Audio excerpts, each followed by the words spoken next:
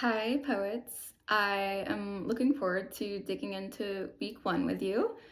And this week we are going to be learning what it means to see as a poet. Um, in terms of the technical qualities that come from sight onto the page, we might think of imagery. What does an image mean in a poem? Probably we're thinking a description of something we see, maybe a blue shoe or snow on a roof. Those are images, right? We can see them even though they're written on the page with words. Images and imagery extends beyond description. Imagery is a way of witnessing the world around us and then translating that into words. When you see a blue shoe, um, you're not just seeing a shoe that's blue. You're seeing texture on that shoe. You're identifying what kind of shoe it is. Maybe it's a sneaker or it's a high heel. Maybe you're seeing that it's worn, it's old, it's well lived in. Maybe it's a very small shoe, a baby shoe, or maybe it's the shoe of an adult.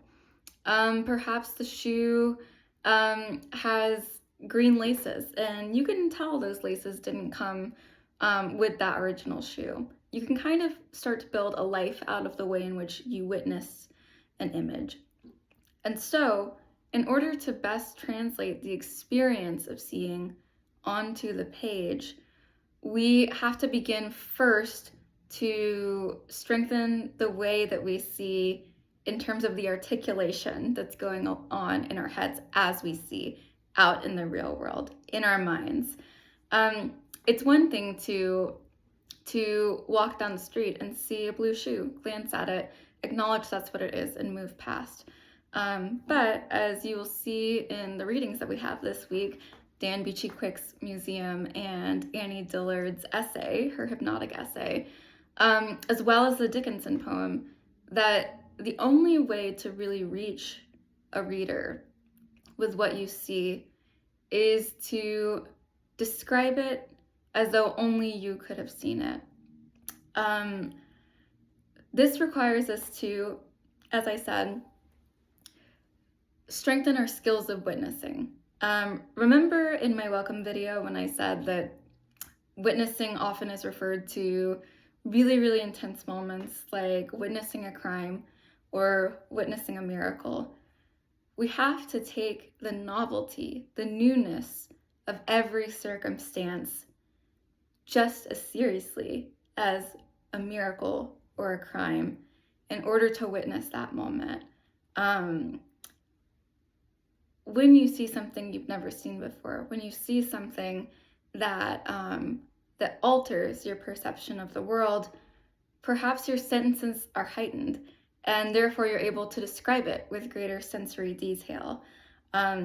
This applies to imagery as well. Imagery sounds like a word describing images, visual things, but imagery applies to experience, engaging the senses in your reader.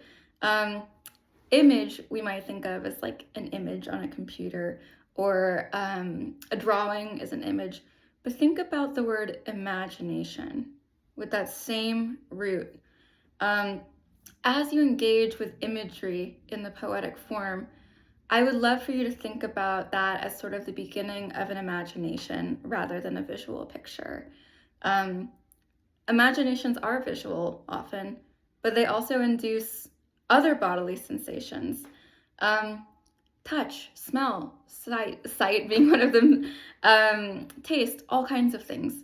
And so when we experience the world, our perception, ourselves, the people around us, the things around us, with that level of intensity as we would a crime scene or a miracle, we're able to fully engage with our bodies and our minds to exist in that moment. And that's what this week is really all about in terms of sensory experience as a gateway to witness. You might be curious as to why there's a self-hypnosis activity for this week, and you should be curious. It is a really, really wonderful exercise to engage the quietness of your mind with language. Thought is made out of words, and the mind is where those words come from, we think. But when you engage in a self-hypnotic exercise, the mind quiets, necessarily so. It turns off its judgment receptors, it turns off its fear or anxiety receptors, it turns off any kind of personal mitigation of a circumstance. Once the mind is quieted, it's interesting to see the differences in the way you might describe the things around you than when you are in full personhood, selfhood, soul mode. Sometimes clearing away those judgment values, those desires to be accurate or precise or moving or compelling, and just describe what is best with the full range of language that you have. Sometimes the quiet mind is the best mind in terms of getting towards what's really there to you underneath all of those filters and those lenses. And so I encourage you this week to allow yourself to quiet the mind in such a way that as you do go out into the world later and are gathering material for your poems, seeing things, as you will for the rest of your life, when your mind is quiet, you're able to do more adept observations of what's happening within you and others. And translating that onto the page requires a level of shirking the ego, getting rid of the ego. And so the self-hypnosis is really the first step in giving you the freedom to uncloud your mind from what things are, what they should be, how you should write, who you should be. And I'm really looking forward to reading your responses to that this week, as well as our first poems that are up for workshop. If you have any questions, feel free to email me. I'm looking forward to really digging into your work as well, and I will see you in week 2.